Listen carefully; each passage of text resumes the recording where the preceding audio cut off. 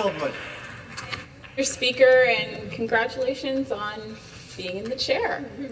I'm, of course, pleased to rise on behalf of my constituents in Scarborough-Guildwood to speak to this Take Note debate, to consider the report on Ontario's third declared provincial emergency from April 7th, 2021 to June 2nd, 2021. Mr. Speaker, for these 19 months through the pandemic, it has been a challenge. And I want to thank all of the frontline healthcare workers, the essential workers, for keeping us safe, for making sure that we continue to function throughout this time.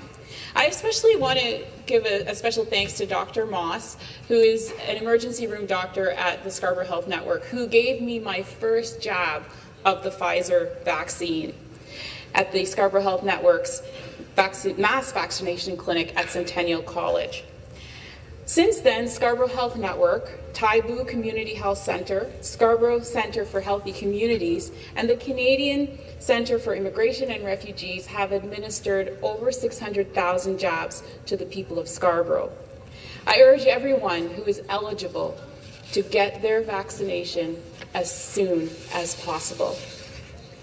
While we must thank and recognize everyone who stepped up, I am disappointed in this PC government, because under the leadership of this Premier, we have not delivered what is most important to keep Ontario's people safe. It is heartbreaking to see this government stand by while for-profit long-term care remains unaccountable, delivering poor outcomes. And it is unacceptable to see that small businesses are hurting, that they're pleading for support. I just ran into a small business owner. He owns a restaurant in the community, Mom's Kitchen. And he said, we need help. We need help. We cannot hang on through successive waves any longer. Mr. Speaker, this government has not delivered smaller class sizes. Our classrooms remain unsafe.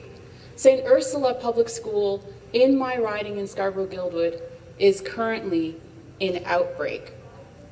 Parents do not see a plan from this government to assist in closing the learning loss that students have experienced, some students have experienced during the time of the shutdown. The lack of planning from this government, the endless delays, the flip-flopping has created confusion for people. It has cost all of us, and it must stop. The government could be doing proactive pandemic planning with public health. For instance, we know that the Pfizer vaccine has been submitted to Health Canada for approval for children ages 5 to 12.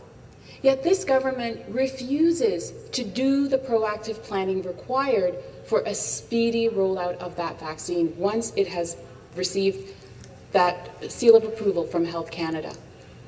Instead, they leave it up to public health, they leave it up to parents, leave it up to others to do their job for them. Today I heard a plan, actually, from Toronto's doctor, Dr. Eileen Davila, who has laid out what it is that will happen once that vaccine is approved, yet this government has been silent.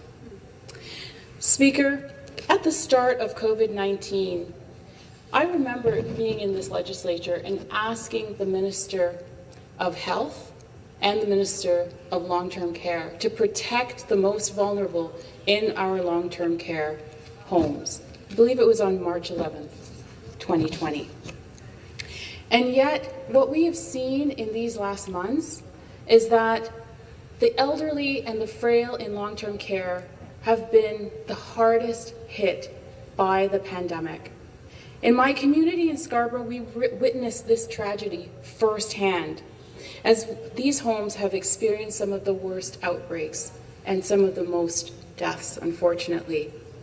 And such outcomes could have been avoided if this government did not walk back on the progress of strengthening the quality and the accountability for Patients Act 2017 that was introduced by the former Minister of Health, Dr. Eric Hoskins.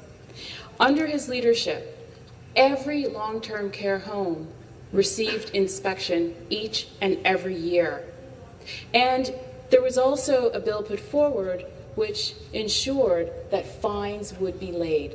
We need that enacted and done now so that we can strengthen the oversight and the care for the most vulnerable in our long-term care homes. The elderly deserve that dignity from this government.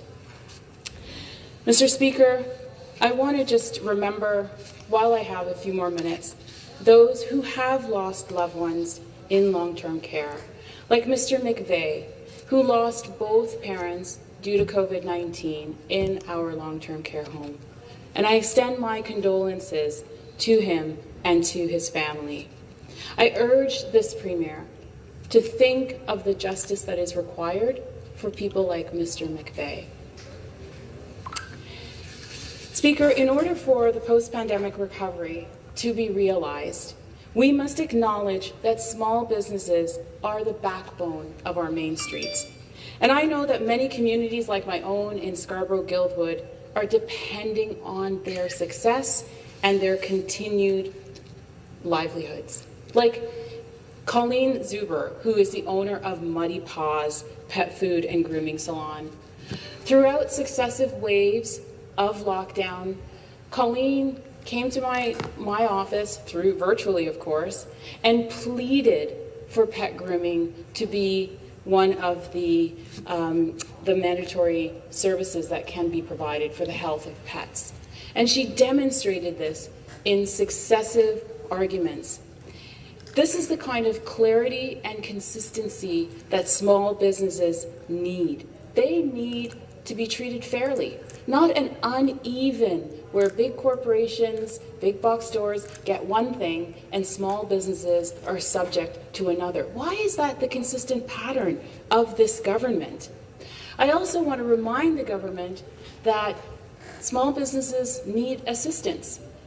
Offering deferrals, I think it was $10 billion in deferrals, is not helping them. It simply just shifts the burden to small businesses because they are owing that debt.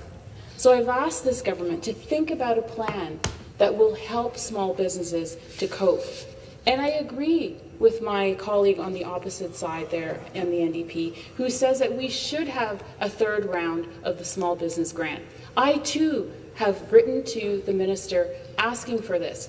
In fact, in March, when the second round was announced, with no time for businesses to sign up, I asked for an extension. I'm pleased that the government gave a 1-week extension, but that's not enough. It's not enough for small businesses like those in my riding to respond and to access those supports that they need to survive and to keep their businesses afloat.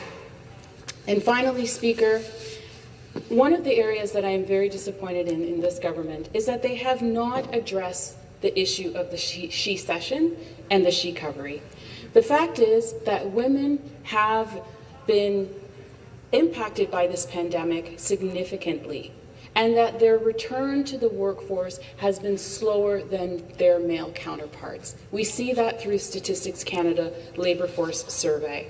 And so we need to have specific policies and programs that addresses women's economic recovery and their livelihood.